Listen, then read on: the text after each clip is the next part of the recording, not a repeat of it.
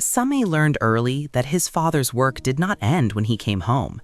Even at the dinner table, files followed him, not physically, but in the way his eyes would pause mid-conversation, or how his hand lingered over the screen of his device when a notification appeared.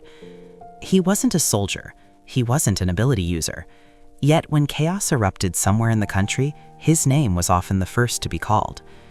Same's father represented what the government publicly called the human side, the bridge between ordinary people and those who had awakened after the incident. When ability users lost control, he was sent to negotiate. When civilians protested, he was sent to calm them. When both sides demanded justice, he was expected to define what justice meant. Some called him idealistic, others called him dangerous.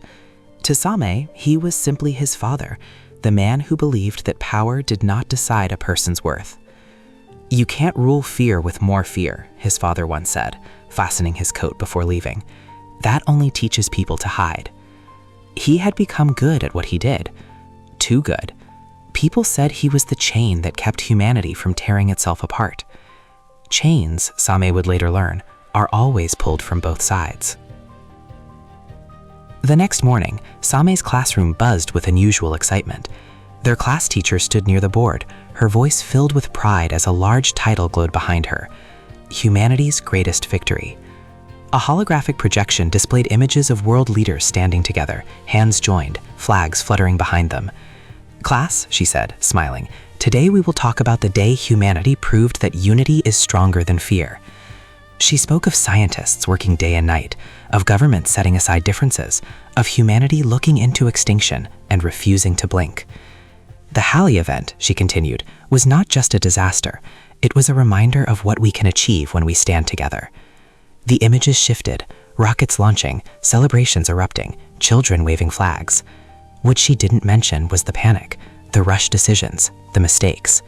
What she didn't show were the emergency laws that never ended. Same didn't notice the gaps. His eyes shone as he watched the screen. Humanity survived. That thought alone filled him with quiet joy. When the bell rang, reality rushed back in, chairs scraping, laughter breaking out, students pouring into the corridors. That afternoon, Same met Arjun and Mira at the park near their colony. They ran until their legs ached, played until the sun dipped low, and finally collapsed on the grass, breathing hard, staring at the sky. For a while, none of them spoke. Then Same broke the silence. "What do you want to be in the future?" he asked suddenly. Arjun sat up, eyes bright. "If I awaken," he said without hesitation, "I'll help everyone, I'll save lives. People like us should protect others." Mira smiled softly, brushing dirt from her uniform. "I want to be a doctor," she said. "It's my mother's wish, and I think saving people quietly is just as important." They both turned to Same. "What about you?" Arjun asked. "What will you do?" Same thought of his father, of reports, negotiations, long nights, and unwavering belief. "I guess," he said after a moment, "I'll be like my dad." Arjun blinked. No one could say exactly when it began, only that slowly the world stopped feeling familiar. At first, the news channels treated it like a curiosity. Short segments tucked between weather reports and market updates. A man in another city accidentally shattered streetlights with a touch. A child screamed in fear and sent sound waves rippling through her home. A factory worker froze an entire pipeline when he panicked. The anchors smiled as they spoke. Is this the next stage of human evolution? Experts say there's nothing to worry about. Same watched these broadcasts every evening while his mother prepared dinner. He noticed how often the footage cut away just before things became uncontrollable. At school, history lessons began changing. Teachers spoke of myths and legends, of gods who wielded lightning, heroes who bent nature, kings who ruled through supernatural strength. Those stories had always felt distant, exaggerated. But this was different. These people weren't born in ancient times. They weren't worshipped. They lived next door. In one video shown during assembly, a man stood in shock as flames crawled across his palms. He wasn't attacking anyone, he wasn't a villain, he was terrified. The fire spread before he could stop it. That was when society realized something frightening. Power didn't ask for permission. Not everyone who awakened could control themselves. A woman with ice abilities cracked the roads beneath her feet whenever she lost focus. A boy with telepathy collapsed after hearing too many thoughts at once. Some powers weren't even visible.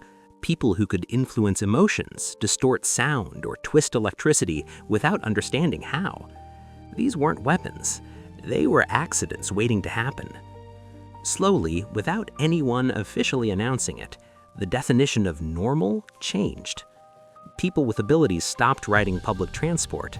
Shops refused them service. Landlords rejected applications quietly. Fear didn't shout, it stepped back. Governments responded with reassurance. They introduced a new term, ability users, and promised protection, training, and structure. Special identification cards, dedicated institutions, separate regulations for everyone's safety. On paper, it looked fair, and for a while it worked. Ability users were recruited into disaster response units, enforcement teams, and private agencies. One name appeared often in the news, FAWI, a specialized organization said to handle matters too delicate for public forces. "See," Arjun said one afternoon, pointing at the screen, "they're making the world safer." Samai didn't reply. He had noticed something else. The same channels that praised ability users rarely showed civilians speaking anymore. As years passed, the balance shifted. Those with stronger abilities gained higher status. Those without learned to stay quiet. Elections were postponed temporarily. Emergency laws extended just in case. Oversight committees vanished without explanation. People didn't protest loudly, they adjusted. Power had become authority, and authority had stopped asking for consent. Samai once overheard his father speaking late at night, his voice low, tense. "They're using ability users to clean their own mess and calling it stability." A pause. "No," he added softly. "This isn't unity, this is fear pretending to be order." Samai stood silently outside the room, listening. The world hadn't collapsed overnight. It had bent. And no one noticed how hard until it was too late. By the time Samay turned 15, he had learned something important about his father. The man was respected, but never trusted. In government halls, his name carried weight. When riots threatened to spiral, when ability users clashed with civilians, when negotiations collapsed into anger, he was called in, not because he was powerful, but because he was fair. Too fair. He's the chain that keeps both sides from tearing each other apart, people said. Chains, however, were meant to be pulled. Inside headquarters, Samay's father stood alone more often than not. Meetings ended in silence when he spoke. Eyes shifted away. Smiles stiffened. "You're asking us to give up control," one official snapped during a closed-door session. "Ability users are assets, dangerous ones. We can't afford sentimentality." "They're people," his father replied calmly, "and people don't stay stable when treated like weapons." A murmur passed through the room. Another voice cut in colder. "Idealism doesn't maintain order." "No, but fear doesn't either. It only delays collapse."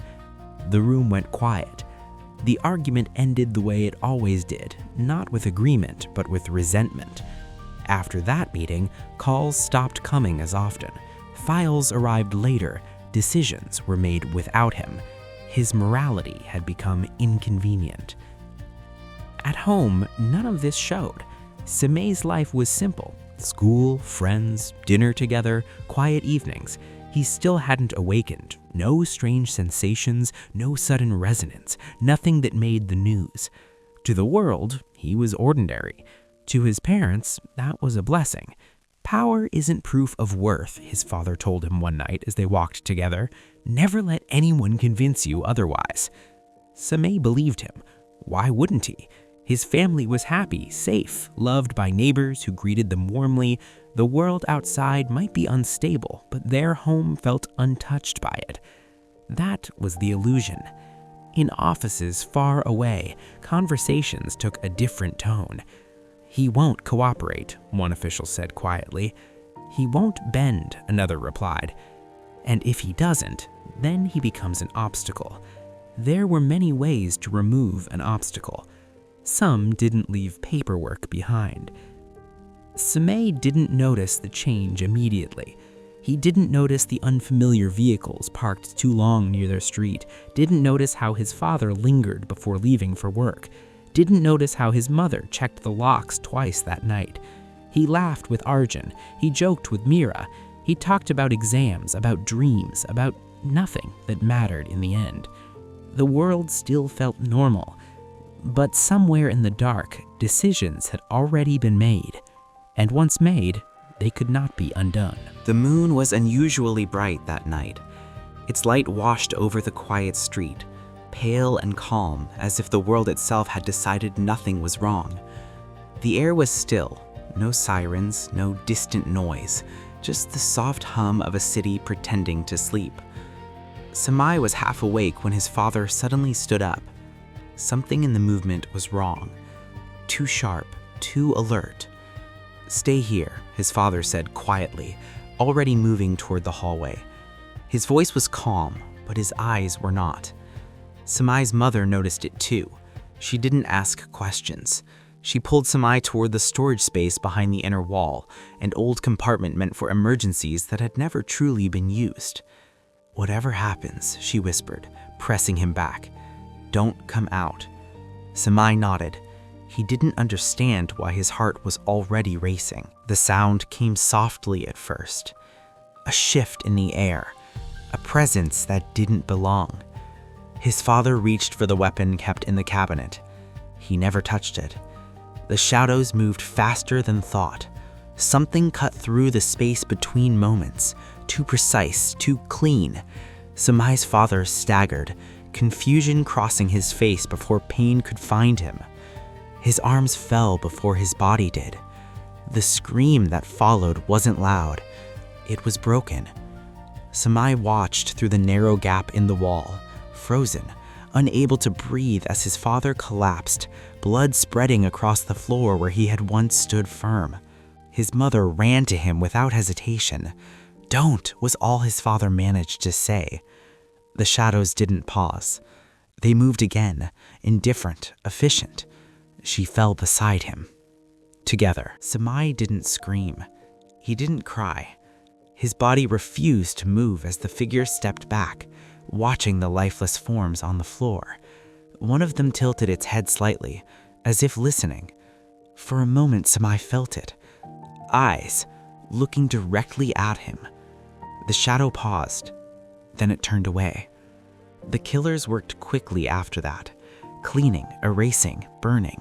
Flames swallowed the room, devouring the life Samay had known, turning memories into smoke. He watched it all. Every second. When the fire finally died down, silence returned. The moon was still bright. Samay stayed hidden long after the shadows were gone. He didn't know how much time passed.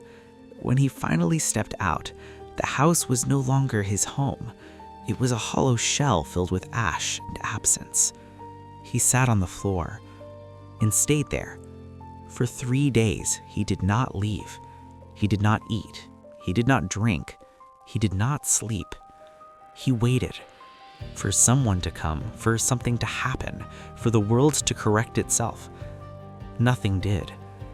The clear moon moved on, and Samay remained staring at what was left. His childhood ending not with tears,